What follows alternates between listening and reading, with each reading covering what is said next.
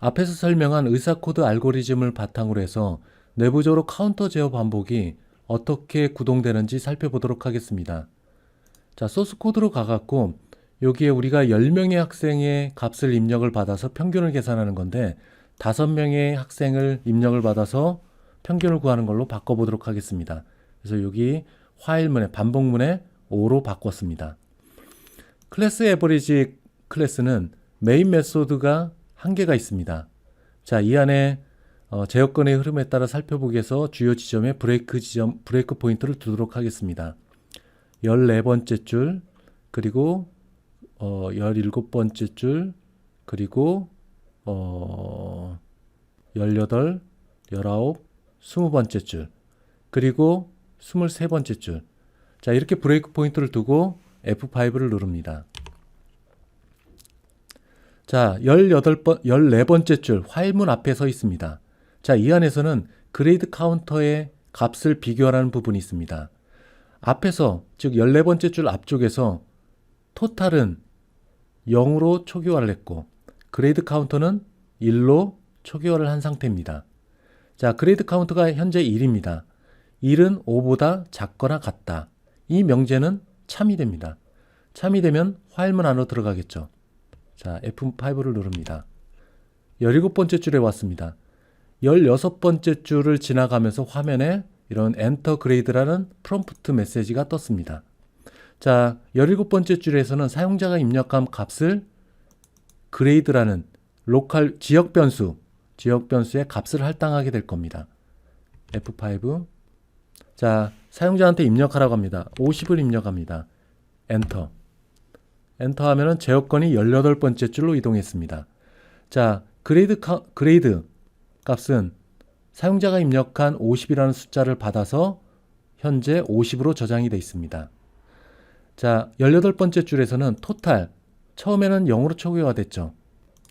자, 그 값에 그레이드, 조금 전에 입력한 50이라는 값을 더해서 토탈이라는 메모리 변수에 값을 저장하게 됩니다.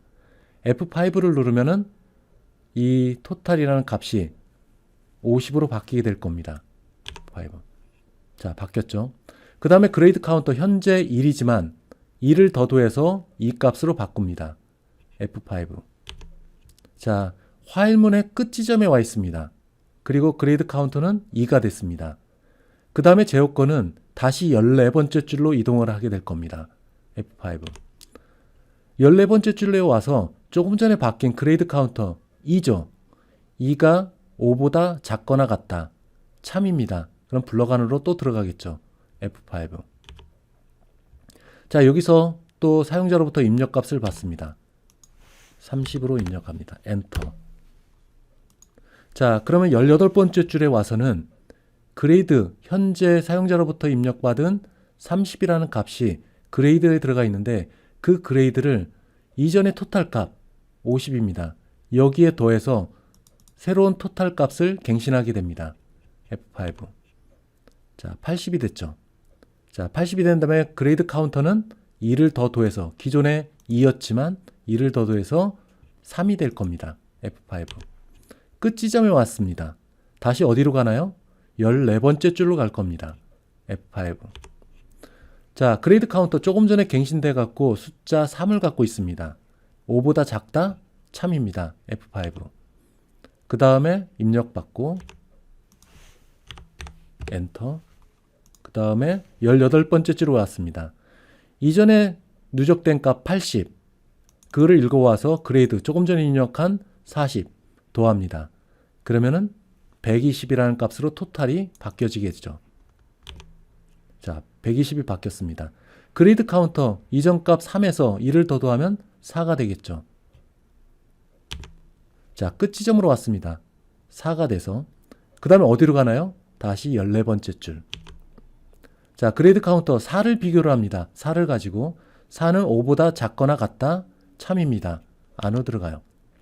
그리고 또 입력하고 엔터.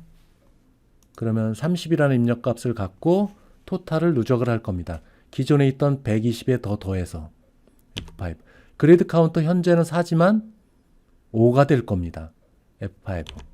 20 번째 줄에 와 있습니다. 자, 어디로 가나요? 현재 그레이드 카운터는 5입니다. 5인데 어디로 가나 볼까요? F5.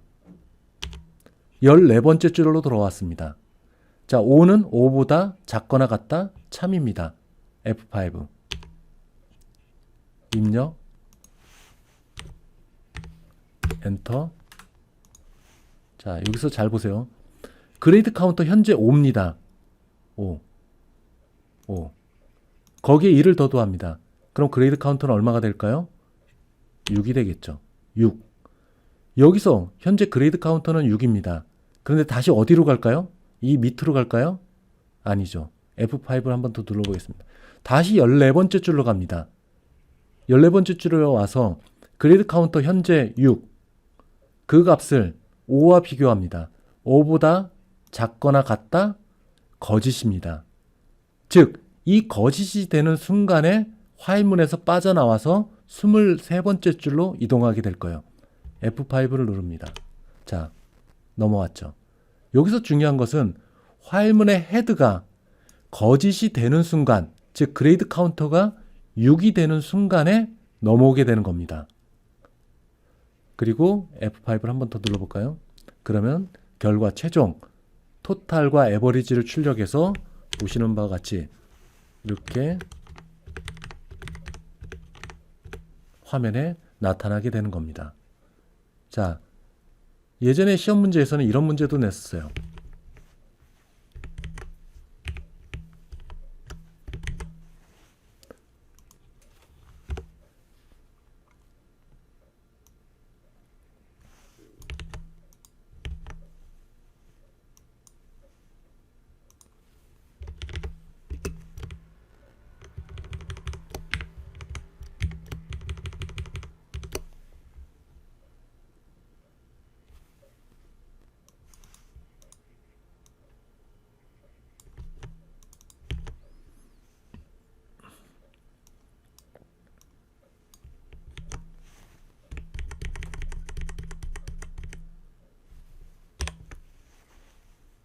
즉, 여기 아래 하단 부분에 그레이드 카운터, 즉 화일문이 빠져나오고 끝나고 난 다음에 그레이드 카운터는 얼마인가, 이런 문제도 종종 냈었는데 한번 결과를 한번 볼까요?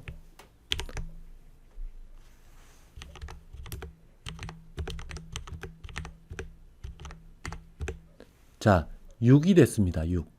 즉 여러분들이 주목해야 될 것은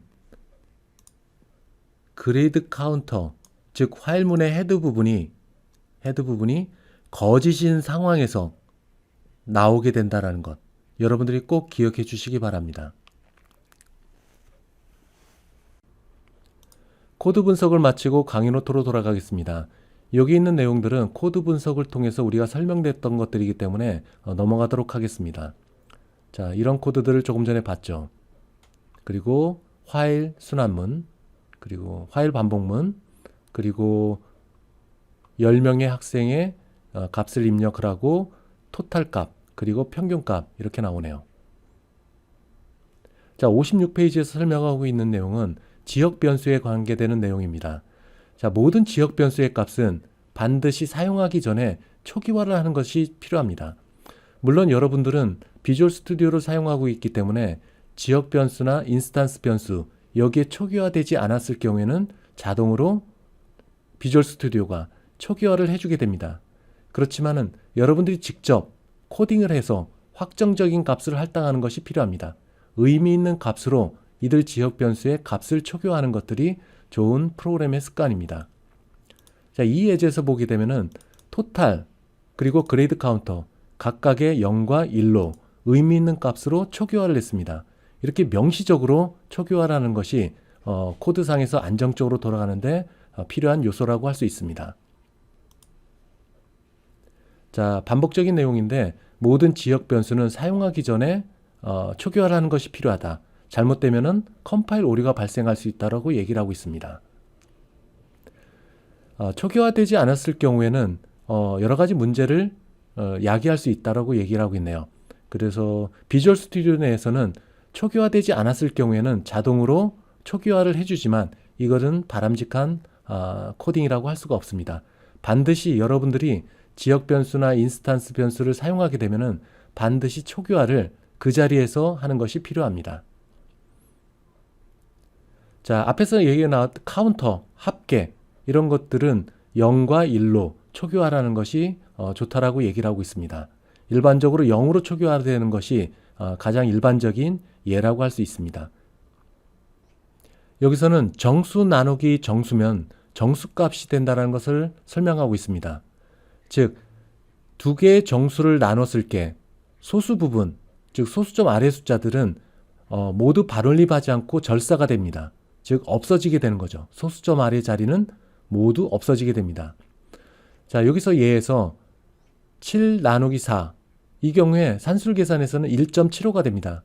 그렇지만 C샵에서는 4도 정수, 7도 정수이기 때문에 이 결과값은 7, 5가 사라진 1이 됩니다. 자, 반올림된 2가 아니라 절사된, 즉 소수점 아래 숫자는 모두 없어진 1이 됩니다. 자, 앞에서 예에서 토탈이 848이었습니다. 그리고 10명의 학생이니까 10분의 848, 즉 산술 계산에서는 84.8이 됩니다. 그렇지만 에버리지 평균값은, 에버리지 결과값은 84가 됩니다. 그 이유는 에버리지가 정수형이기 때문에 그렇습니다. 즉 토탈도 정수, 10도 정수, 그리고 결과도 정수. 따라서 그 결과는 84.8이 아닌 84가 됩니다. 다음은 센티널 제어 반복에 대해서 설명하도록 하겠습니다. 앞의 예제에서는 10명의 학생의 성적을 입력을 받아서 평균을 계산하는 앱을 만들어 봤습니다.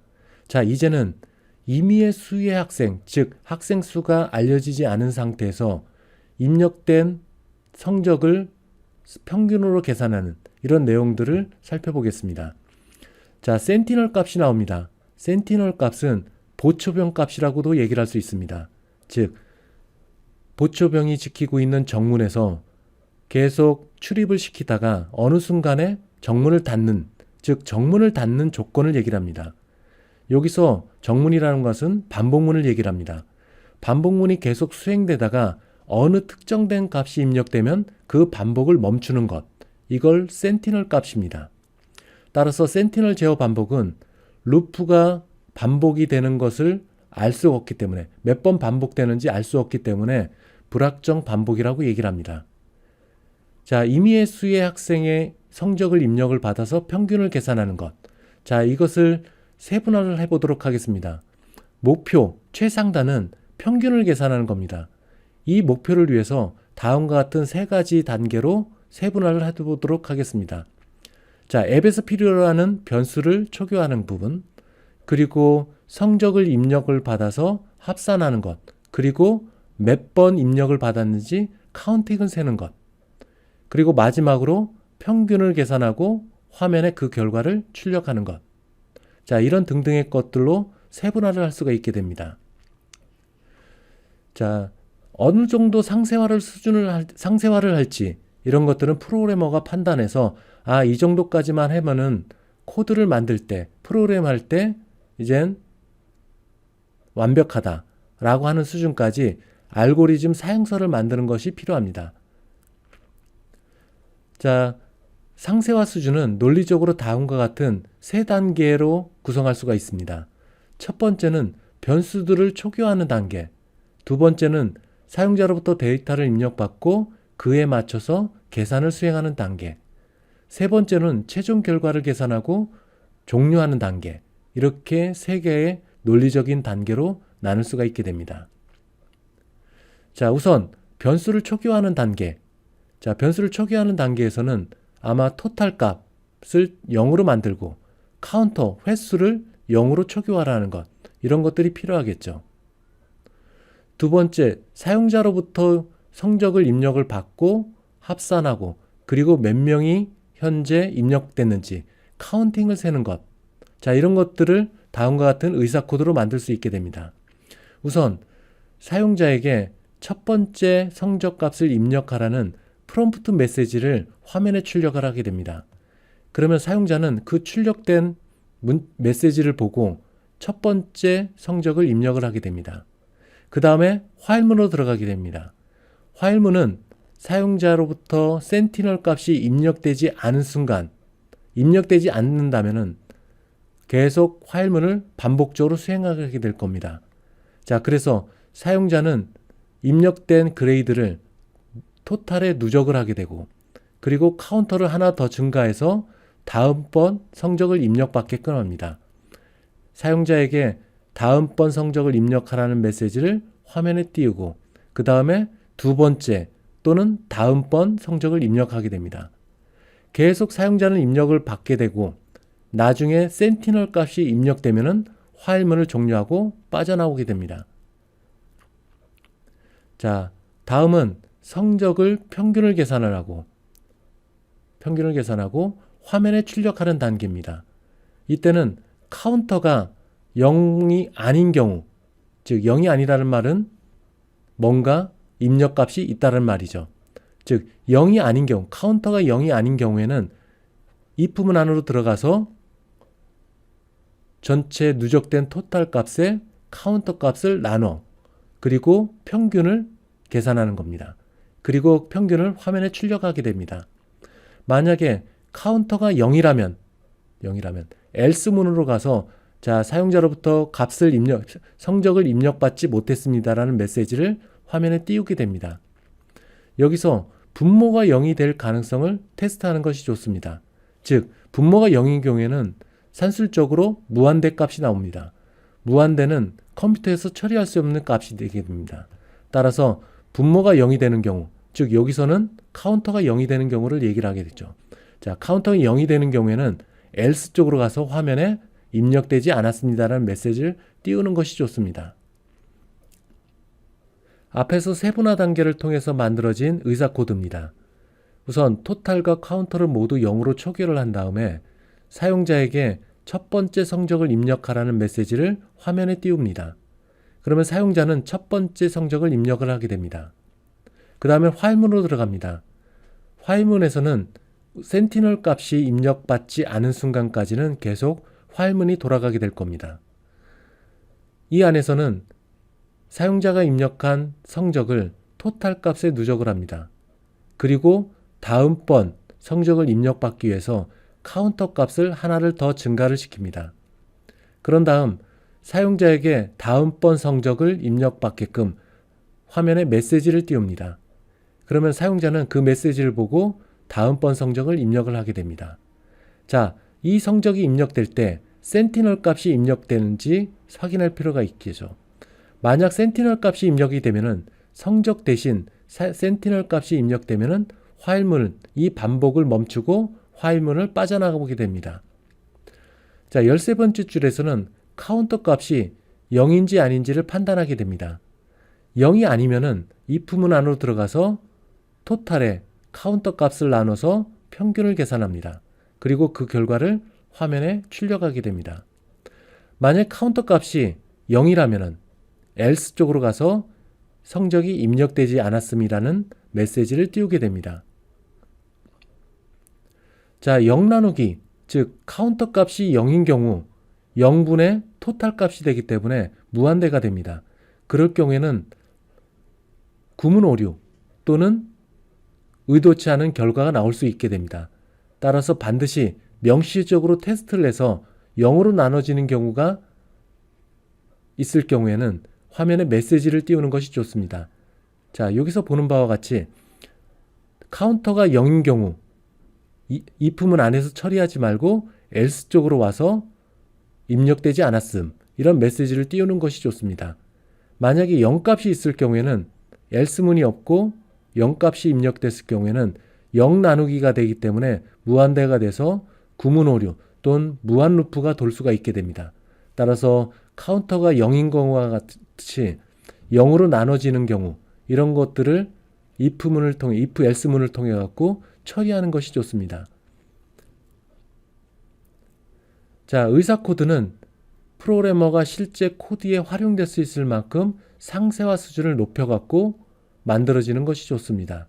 그래야지만 프로그래머가 이 의사 코드를 바탕으로 해서 C# 코드로 수월하게 만들 수 있기 때문입니다. 자, 어떤 프로그래머들은 알고리즘 또는 의사 코드를 만드는 것을 소홀히 하는 경우가 있습니다. 자, 이런 것들이 의사 코드를 만들고 알고리즘을 만드는 것이 프로그램을 개발하는데 지연시킨다고 생각하는 경우가 있습니다. 그렇지만 크고 복잡한 프로젝트에서는 알고리즘 또는 의사 코드가 없을 경우에는 프로그램을 개발하는데 굉장히 난처한 경우가 발생할 수 있습니다. 따라서 비록 간단하더라도 여러분들은 의사 코드 또는 알고리즘을 철저하게 만들고 실제 코딩에 들어가는 것이 좋습니다.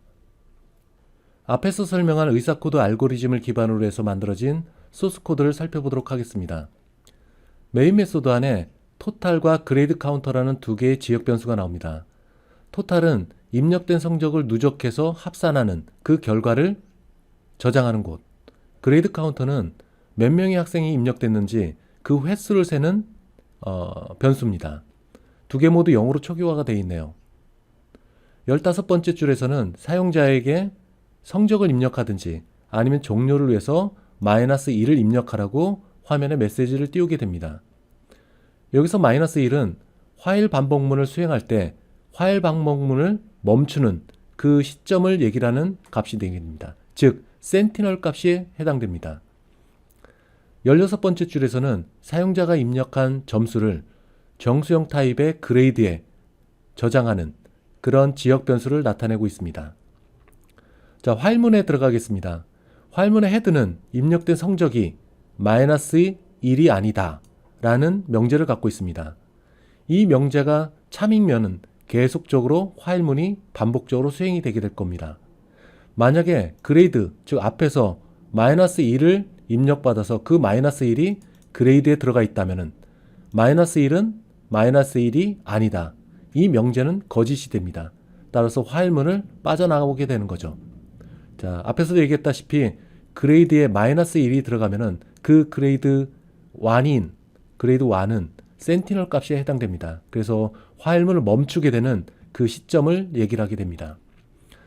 21번째 줄에 화일문 안에 들어가서 토탈 현재 있는 점수에 합산된 점수에 지금 입력받은 조금 전에 입력받은 점수를 합산해서 다시 토탈에 저장하게 됩니다. 그리고 한 명의 성적이 입력이 되어 있기 때문에 0으로 시작한 그레이드 카운터는 하나를 더 더해서 그레이드 카운터는 1이 되겠죠. 그 다음 명령문에서는 다시 15번째 줄과 동일하게 사용자에게 성적을 입력하든지 아니면 -1을 입력하라고 얘기를 합니다. 이때 사용자가 성적을 입력하게 되면 그 성적은 다시 그레이드에 저장되게 됩니다.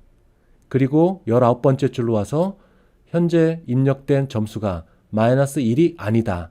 이 명제를 살펴보고 다시 화일문 안으로 들어가서 토탈에 계속 누적하고 입력된 횟수에 따라서 그레이드 카운터는 계속 누적해 나가게 됩니다. 그러다가 어느 순간에 사용자가 센티널 값인 -1을 입력하면은 그 센티널 값은 그레이드에 저장이 됩니다. 즉 그레이드는 -1이 되겠죠. 다시 19번째 줄로 와서 -1이 저장된 그레이드 값, 이것은 -1이 아니다. 이때 거짓이 되는 거죠. 그럼 화일문은 빠져나오게 됩니다. 자, 빠져나와서 31번째 줄로 가서 현재 그레이드 카운터가 몇 개냐를 살펴봅니다. 만약에 1, 2, 3, 즉 1명, 2명, 3명 성적을 입력했다. 그러면 그레이드 카운터는 0이 아닌 값이 되게 됩니다. 그럴 경우에 if 문안으로 들어가서 평균을 계산하고 화면에 출력을 하게 됩니다. 근데 처음 시작 시점, 즉 15번째 줄에서 성적을 입력하지 않고 바로 센티널 값인 -1을 입력했을 경우 어떻게 되나 볼까요? 그러면 19번째 줄에 와서 그레이드 카운터 -1은 -1이 아니다. 거짓이 됩니다. 그럼 화일문 이쪽 바깥으로 와서 31번째 줄에 가서 그레이드 카운터, 이 값은 화일문 안에서 계속 변경이 이루어지게 되겠지만 현재 입력하자마자 즉 15번째 줄에서 바로 -1을 입력했기 때문에 그레이드 카운터는 초기 값을 갖고 있던 0 그대로 유지하게 됩니다. 따라서 그레이드 카운터는 0이 아니다. 0이죠. 거짓이 돼서 else 쪽으로 가게 됩니다. 그래서 아무런 성적도 입력되지 않았다는 메시지를 화면에 띄우게 됩니다. 만약에 하나 이상의 성적이 입력됐다. 만약에 3개의 성적이 입력됐다. 라고 했을 경우에는 if 문안으로 들어갑니다. 그래서 그레이드 카운터 3과 현재 누적된 점수, 그를 나누기를 합니다. 앞에서 설명했다시피 그레이드 카운터는 정수형, 토탈도 정수형, 그러면 그 결과는 정수형이 됩니다. 그럼 할당 연산자를 기준으로 이 오른편과 왼편이 타입이 일치해야 됩니다. 그러기 위해서 보시는 바와 같이 더블 타입으로 토탈을 강제로 바꾸게 됩니다. 여기서 중요한 것은 여러분들이 토탈이라는 타입이 변경되는 것은 아닙니다. 토탈은 앞에서도 얘기했다시피 정수형 타입은 그대로 유지합니다. 다만 토탈이라는 변수에 저장된 값을 더블, 즉 실수형으로 바꿔주는 역할을 여기서 하게 됩니다. 토탈이라는 변수를 바꾸는 것이 아니라 토탈 내에 저장된 숫자, 이것을 더블 타입으로 임시로 바꾸게 되는 겁니다. 따라서 정수분의 실수가 됩니다. 따라서 정수분의 실수는 실수값이 됩니다. 그래서 그 실수값을 에버리지의 값을 할당하게 되는 거죠. 그리고 그 에버리지 값을 가져와서 화면에 출력합니다. 물론 앞 단계에서 현재까지 몇 명의 학생이 성적이 입력됐는지 그레이드 카운트를 출력하는 것과 그리고 누적된 전체 성적, 이것도 함께 화면에 출력이 되게 될 겁니다. 자, 여기서 다시 한번 이 토탈이라는 것은 토탈이라는 변수를 더블로 바꾸는 것이 아니라 토탈 내에 저장된 값을 더블 타입으로 바꾸게 되는 것입니다. 자, 여기서 더블이라고 지정을 하게 되면 이 안에 있는 숫자가 더블 형태, 실수형으로 바뀌게 되는 것을 얘기를 합니다. 지금은 명시적으로 바꾸게 된 겁니다. 자, 이런 것을 피하기 위해서 처음부터 토탈을 더블로 바꿀 수도 있습니다. 이렇게 되면은 여기 있는 더블은 필요가 없겠죠. 즉 정수분의 실수가 되기 때문에 그 결과는 실수형으로 에버리지에 저장이 되게 됩니다. 자, 결과를 볼까요? 컨트롤 F5를 누르겠습니다. 자, 50을 입력하고 30을 입력하고 센티널, 즉 화일 루프를 빠져나오는 마이너스 1을 입력합니다. 그러면 50과 30을 가지고 평균을 계산하게 될 겁니다. 자, 보시는 바와 같이 전체 토탈은 80, 그리고 평균은 40, 이렇게 결과가 나왔습니다. 자, 앞에서 처음에 인티저로 바꿨다. 토탈이 인티저였다. 그럴 경우에는 실수형으로 바꾸기 위해서 더블로 강제로 집어넣을 수가 있게 됩니다. 그리고 뒤에 나오는 여기 에버리지 다음에 이런 한정사가 있습니다. F, 식별자. 이거는 소수점 아래자리까지 화면에 출력하라고 메시지를 보내는 겁니다. 그래서 평균이 나오면은 실수형의 결과가 나오면은 그거를 소수점 아래까지 화면에 표시하라. 그런 대문자 F를 표시하면 됩니다. 자, 앞에서 보게 되면은 50, 30, 그리고 마이너스 1을 입력했을 때 보게 되면은 에버리지는 소수점 두 자리까지 보이는 것을 볼 수가 있어요. 그 이유는 여기 F를 처리했기 때문에 그렇습니다. 근데 토탈은 실수이지만 화면에 출력되는 것을 볼까요? 80이 됐습니다. 자, 뒤에 식별자를 표시하지 않았기 때문에 그렇습니다. 다시 여기서 하고 F 식별자를 표시를 합니다. 그러면 토탈도 마찬가지로 소수점 아래까지 보이게 될 거예요. 자, 이렇게 정수분의 정수는 정수 결과값이 나온다. 정수분의 실수는 실수 형태의 결과값이 나온다. 여러분들이 꼭 기억을 해주시기 바랍니다. 그리고 사장 뒷부분에서도 얘기한 것 마냥 만약에 이게 데시멀로 바꿨다. 데시멀 좀 더 큰 실수형이겠죠. 바꿨다. 그러면은 토탈도 바꿔야겠죠. 토탈도 바꿔야겠죠. 그리고 이것을 받는 왼쪽 할당 연산자의 왼쪽도 바꿔야 되겠죠. 자, 이렇게 바꿨습니다. 그리고 컨트롤 F5를 누르면 아까와 같은 동일한 결과를 볼 수가 있습니다. 이때는 모두 데시멀 타입으로 변경돼서 화면에 출력된 것을 여러분들이 볼 수가 있어요. 자, 이렇게 해서 코드 분석을 마치겠습니다. 다시 강의 노트로 돌아가서 앞에서 나온 것처럼 정수형 분의 정수 나누기 정수는 정수 결과가 나타나게 됩니다. 따라서 소수점 아래를 표시하는 실수 형태로 나타낼 수가 없습니다. 이러기 위해서는 실수 형태로 타입을 바꿔야 됩니다. 실수 형태는 플로트, 더블, 그리고 조금 전에 설명드렸던 데시멀 타입, 이 세 가지가 실수를 표현하는 데이터 타입이라고 할 수가 있습니다. 자, 조금 전에 설명했던 코드가 나오네요. 자, 이런 등등의 것들 거쳐갖고 이런 결과가 나옵니다. 센티널의 제어루프에서 프롬프트는 사용자에게 센티널 값을 입력하라고 계속 상기를 시켜줘야 됩니다. 즉, 여기 나와 있는 것 마냥 화면에 성적을 입력하든지 아니면 종료를 위해서 -1을 입력하다, 이런 메시지를 계속 새로운 값이 입력될 때마다 화면에 표시를 해줘야 됩니다. 그래야 사용자는 종료를 위해서 -1 센티널 값을 입력해야 되는구나 라고 인식할 수가 있게 됩니다. 그래서 여기서 나온 것은 화면에 성적을 입력하든지 아니면 센티널 값을 입력을 해서 종료를 해야 된다, 이런 메시지를 입력할 때마다 계속 화면에 나타나도록 하는 것이 필요합니다. 자, 블록에서 중괄호를 생략하면은 여러 가지 문제들이 발생되고 있습니다. 따라서 블록에서 비록 블록 내에 하나의 스테이트먼트만 있다고 하더라도 괄호를 치는 것이 전체적인 프로그램의 안정성을 위해서 좋다라고 얘기를 할 수 있습니다. 여기서는 블록이 여러 개의 스테이트먼트를 갖고 있는 블록으로 되어 있네요. 그렇지만 비록 한 개만 있어도, 이렇게 한 개만 있어도 브레이스를 둬서 블록을 지정하는 것이 코드를 쉽게 파악하는 데 도움이 됩니다. 그래서 그런 내용들이 오류 방지 방법에 나오네요. 비록 블록에 스테이트먼트가 하나만 있다고 하더라도 블록을 기입하는 것이 프로그램을 안정적으로 만드는 데 도움이 된다고 할 수가 있겠습니다. 자, 여기서 나온 것은 앞에서 얘기했던 이런 타입들의 변환을 얘기를 하고 있습니다.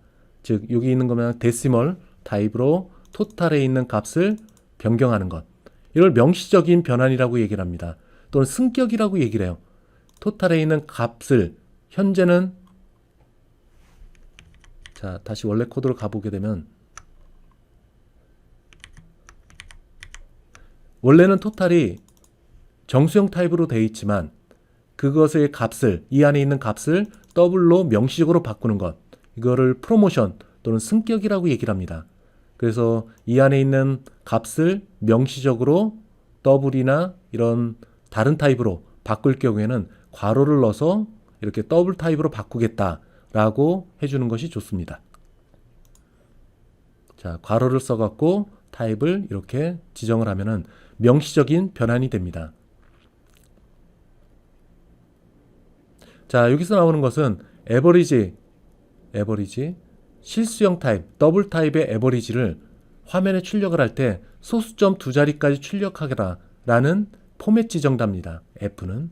그래서 이 포맷 지정자를 통해 갖고 화면에 소수점 2자리까지 화면에 볼 수 있는 것을 알 수 있습니다.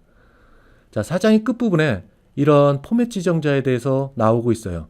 여러분들이 이 포맷 지정자를 어떤 걸로 선택하느냐에 따라서 화면에 어떤 변화가 있는지, 이런 것들을 실제 코딩을 하면서 살펴볼 수 있도록 하세요. 앞의 예제에서는 각각의 제어 명령문들을 순서에 따라서 겹쳐나가는 과정들을 살펴봤습니다. 다음 예제에서는 하나의 제어 명령문 안에 또 다른 제어 명령문이 포함되어 있는, 즉 중첩된 형태를 살펴보도록 하겠습니다. 이 예제에서는 10명의 학생들을 대상으로 해갖고 본인들이 합격했을 경우에는 1, 불합격했을 경우는 2를 입력받게끔 하는 일을 하게 됩니다. 자, 사용자에게 1 또는 2를 입력하라고 화면에 메시지를 보이게 됩니다. 그래서 10명의 학생들에 대한 시험 결과를 1 또는 2로 입력받은 것을 각각의 결과수를 세게 됩니다. 즉, 합격했을 경우에는 1, 이것이 몇 명인지, 불합격했을 때는 2가 입력된 것들이 몇 번인지, 이런 것들을 살펴보게 됩니다. 그리고 합격한 경우, 합격자의 8명 이상인 경우에는 강사에게 보너스를 지급해라는 메시지를 화면에 표시하는 것, 이게 이 예제의 목표가 될 수 있습니다. 자, 10명의 학생들에 대해서 숫자값 1 또는 1을 입력받게끔 합니다.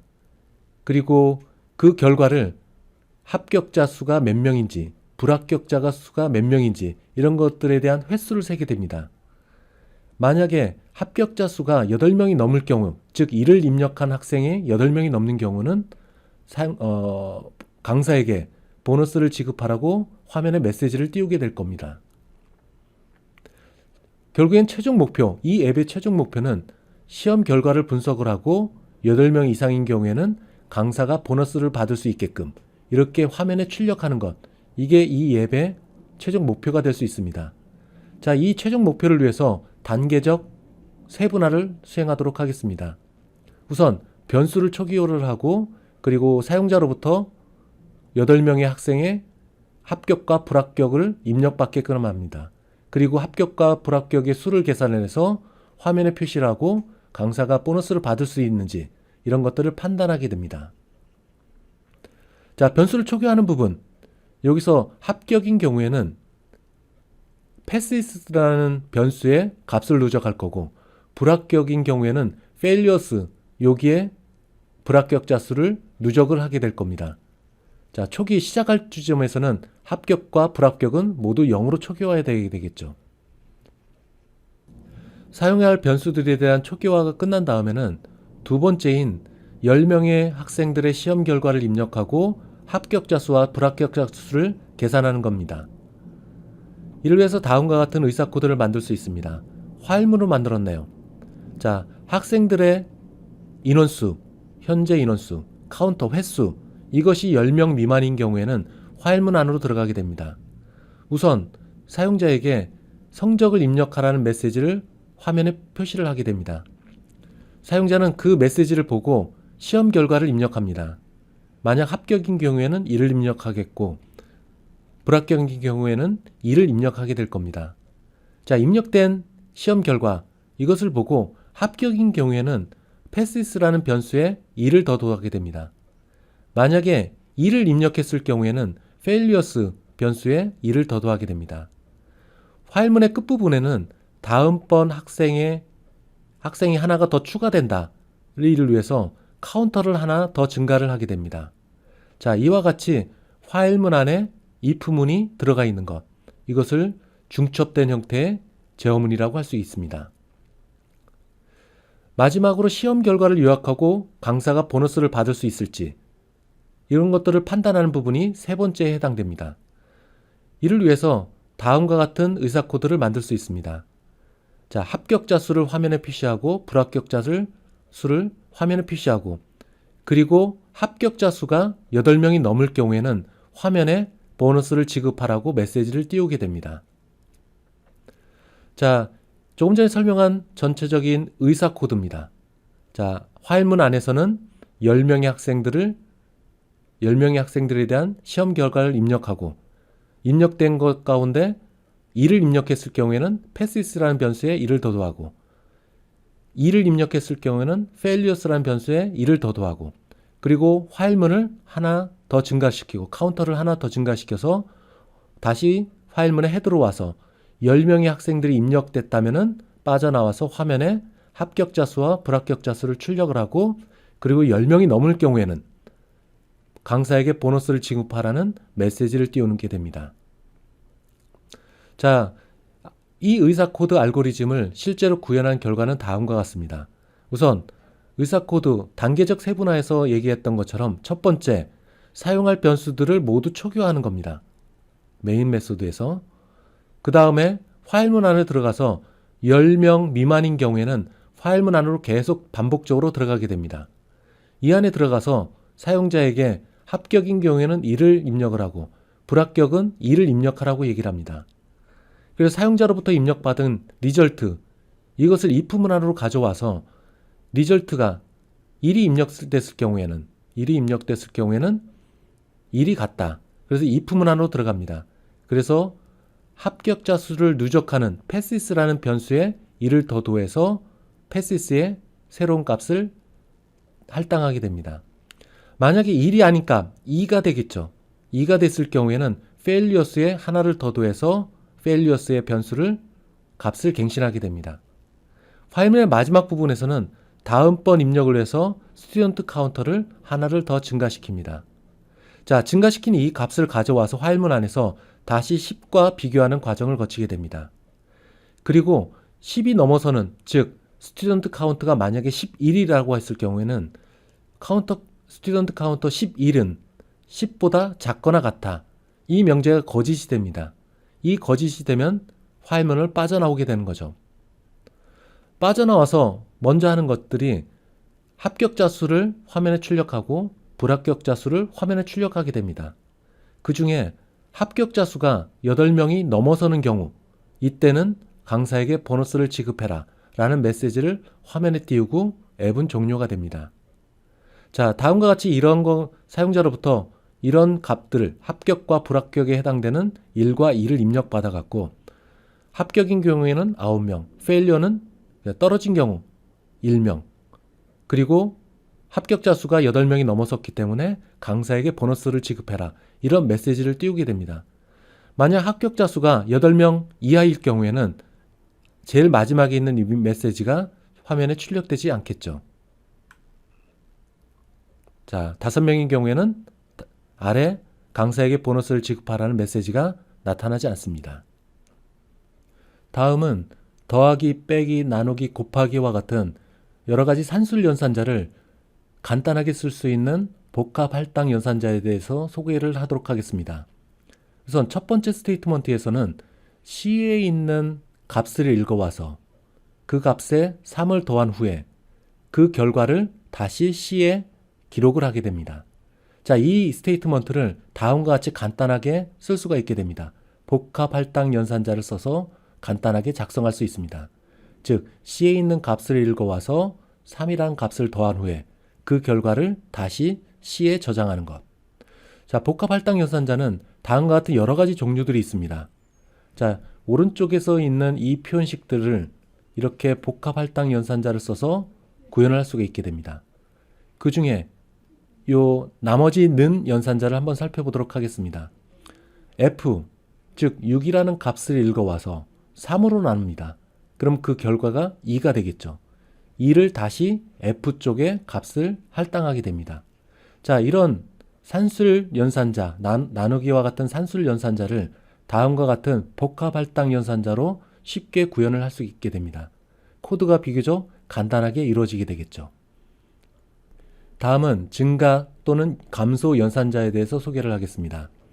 우선 앞에 있는 이런 산술 연산자를 살펴보게 되면은 더하기, 빼기, 나누기, 곱하기 이런 등등의 것들을 보면은 두 개의 피연산자가 있습니다. 예를 들어서 더하기 연산자는 왼쪽에 C라는 피연산자와 오른쪽에 7이라는 피연산자가 두 개가 있습니다. 이걸 이항 연산자라고 합니다. 더하기, 빼기, 나누기, 곱하기 또는 이런 복합 연산자 이런 것들을 보게 되면 두 개의 피연산자가 있다고 해서 이항 연산자라고 얘기를 합니다. 그 반면에 증가 및 감소 연산자는 피연산자가 한 개만 있는 연산자입니다. 증가할 경우에는 더하기 더하기, 하나씩 빼갈 때는 빼기 빼기, 이것이 증가 또는 감소 연산자입니다. 증가 또는 감소 연산자는 이 피연산자를 기준으로 해서 앞쪽에 위치할 수도 있고 그리고 피연산자를 기준으로 해서 뒤쪽에 위치할 수도 있습니다. 자, 피연산자를 기준으로 앞쪽이냐 뒤쪽이냐에 따라서 그 결과값은 달라지게 됩니다. 자, 뒤에 코드를 보면서 이 부분은 다시 설명하도록 하겠습니다. 자, 이항 연산자와 달리, 즉 이항 연산자에서는 이렇게 공백이 들어갔습니다. C와 더하기 그리고 7 사이에 공백이 들어갈 수가 있습니다. 물론 붙였을 수도 있어요. 그렇지만 더하기 더하기 또는 빼기 빼기와 같은 단항 연산자는 반드시 공백 없이 피연산자 옆에 배치해야 됩니다. 즉 여기 있는 것 마냥 더하기 더하기 연산자 그리고 피연산자인 C에 붙여서 써야 됩니다. C와 더하기 더하기 사이에 공백이 있어서는 안 됩니다. 자, 그런 내용을 설명하고 있네요. 다음에 나오는 예제에서는 증가 연산자가 피연산자의 앞쪽에 위치했을 때 또는 뒤쪽에 위치했을 때 어떠한 차이가 있는지 살펴볼 수가 있습니다. 자, C라는 변수가 있습니다. 5로 초기화가 되어 있네요. 자, 10번째 줄에서는 화면에 C의 값을 출력을 하게 됩니다. 결과 5가 나오겠죠. 그 다음에 12번째 줄에서는 P연산자인 C 다음에 더하기가 표시가 되어 있습니다. 그럴 경우에 어떻게 출력이 될까요? 5가 출력이 됐습니다. 13번째 줄에서는 C가 다시 출력이 되네요. 즉 12번째 줄에서 1이 더 증가된 C, 즉 6이 출력이 될 겁니다. 6이 출력이 됐죠. 그 다음에 18번째 줄에서 다시 C의 값을 5로 초기화를 했습니다. 5로 C의 메모리 영역에 값을 할당했습니다. 화면에 출력해 볼까요? 19번째 줄에서 5가 당연히 출력이 되겠죠. 20번째 줄에서는 P연산자인 C의 앞쪽에 더하기 증가 연산자가 위치해 있네요. 결과값은 6이 됩니다. 그 다음에 21번째 줄도 마찬가지로 6이 출력이 됩니다. 즉 P연산자의 앞쪽에 붙은 경우와 뒤쪽에 붙은 경우 어떤 차이가 있나요? 자, 뒤쪽에 붙였을 경우에는 현재 C의 값은 기존 값인 5가 그대로 유지되면서 화면에 출력이 됩니다. 그러면 증가가 되는 시점은 어디가 될까요? 세마이콜론이 끝나는 지점에서 C의 값은 6으로 바뀌게 됩니다. 즉 뒤에 붙는 경우에는 현재의 C의 값은 12번째 줄에서 출력을 하고 세마이콜론이 끝나는 이 다음 지점, 현재 이 지점이 되겠죠. 이 지점에서 5에서 6으로 바뀌게 됩니다. 그리고 그 결과가 화면에 출력되는 거고요. 뒤에 있는 경우에는 세마이콜론이 있는 그 다음에 C의 값이 1이 더 증가됩니다. 반면에 앞쪽에 붙었을 경우에는 바로 1이 더 증가가 됩니다. 즉 세마이콜론 이전에 C의 값은 5에서 6으로 바뀌게 됩니다. 그래서 20번째 줄에서 다음과 같이 6으로 화면에 출력된 겁니다. 그리고 마지막에 6에 있는 값을 출력을 하는 것. 정리해보게 되면 앞쪽에 붙었을 경우에는 그 즉시 C의 값을 1을 더 더해서 화면에 출력하는 거고, 뒤에 붙었을 경우에는 기존 값을 그대로 화면에 출력하고 세마이콜론이 끝나는 이 지점에서 C의 값이 하나가 더 증가되는 겁니다. 자, 이 점 앞에 붙었는지 뒤에 붙었는지에 따라서 결과값이 달라지게 됩니다. 앞에서 나온 합격자 수와 불합격자 수, 그리고 학생들의 횟수를 세는 이 변수들을 이렇게 작성을 했습니다. 자, 복합할당 연산자를 쓰게 되면 다음과 같이 좀 더 간결하게 작성할 수 있습니다. 복합할당 연산자보다 이렇게 증가 연산자를 쓰면 좀 더 간단해지겠죠. 자, 이렇게 코드를 좀 더 간단하게 작성하는 것들이 여러 가지로 프로그램을 관리할 때, 코드를 관리할 때 유리하다고 볼 수 있습니다. 증가 또는 감소 연산자를 쓸 때 주의할 점이 있습니다. 즉 P연산자에 해당되는 부분이 어떤 표현식으로 되어 있으면 안 됩니다. 반드시 변수명으로 있어야 합니다. 보시는 바와 같이 x 더하기 1 이런 표현식이 들어가면 구문 오류가 발생될 수 있습니다. 즉 이런 표현식 앞에 증가 연산자를 쓸 경우에는 구문 오류가 발생될 수 있습니다. 반드시 증가 또는 감소 연산자를 썼을 경우에는 이 P연산자는 반드시 변수 이름이어야 됩니다. 5장까지 해서 여러 가지 연산자들 여러분들은 살펴봤습니다. 이들 연산자들이 어떤 우선순위를 갖고 있고 결합법칙을 갖고 있는지 살펴보겠습니다. 제일 위에 있는 것, 점, new, 더하기, 빼기 이 연산자가 가장 우선순위가 높네요. 가장 낮은 것은 할당 연산자들이 되겠습니다. 여러분들이 주목해야 될 것은 이 괄호로 되어 있는 이 연산자들의 결합법칙은 오른쪽에서 왼쪽으로 향한다는 겁니다. 다른 것들은 왼쪽에서 오른쪽으로 향하면서 결합법칙이 적용되지만 이 두 개의 박스 영역에 있는 연산자들은 오른편에서 왼쪽으로 향하면서 결합법칙이 적용되는 겁니다. 동등한 우선순위인 경우에는 오른쪽에서 왼쪽으로 향한다. 또 하나 여러분들이 주목해야 될 것은 위에 더하기, 빼기 연산자가 있고 그 다음에 이 순위에 해당되는 더하기와 빼기 연산자가 있습니다. 제일 연산자 우선순위가 높은 것은 증가 연산자의 오른쪽에 있는 경우, 즉 이런 경우가 우선순위가 가장 높겠죠. 두 번째로 우선순위가 높은 것은 왼쪽에 있는 증가 또는 감소 연산자가 두 번째 우선순위입니다. 즉 오른쪽에 있는 피연산자의 오른쪽에 있는 것이 두 번째로 우선순위가 높습니다. 따라서 이런 연산자들이 서로 결합되어 있을 때 어떤 우선순위에 따라서 먼저 수행되는지 여러분들이 살펴볼 필요가 있습니다. 단순 타입은 브록 B에 있는 것처럼 여러 가지 종류들이 있습니다. 기본적으로 이런 인스턴스 변수들은 디폴트로 0으로 초기화됩니다. 숫자이기 때문에. 그 반면에 불 타입, 참이냐 거짓이냐를 나타내는 불 타입이 있습니다. 이 경우에는 디폴트로 false가 지정이 됩니다. 그리고 참조 타입, 스트링과 같은 이런 참조 타입의 변수들, 이런 것들은 널로 초기화됩니다. 자, 사용자가 지정하지 않을 경우에는 숫자인 경우에는 0, 참이냐 거짓이냐는 false, 그리고 참조형 형태, 스트링 타입과 같은 이런 것들은 널로 초기화가 됩니다. 5장의 마지막 슬라이드는 3개의 단축키에 대해서 설명하고 있습니다. 여러분들이 특정 위치에 커서를 위치시킨 다음에 컨트롤 L을 누르게 되면 해당되는 줄 전체가 삭제가 됩니다. 다음은 단어 사이의 이동을 설명하겠습니다. 자, 콘솔의 앞부분에 위치시킨 다음에 컨트롤 방향키를 누르게 되면 다음 단어로 바로 이동을 할 수가 있어요. 마지막으로 컨트롤 쉬프트 그리고 방향키를 누르게 되면 해당 단어가 전체가 선택이 됩니다. 컨트롤 쉬프트 그리고 방향키. 그리고 연속적으로 컨트롤 쉬프트 방향키를 계속 누르게 되면 단어가 하나씩 선택되면서 넘어가게 될 겁니다. 이상 5장 강의를 마치도록 하겠습니다.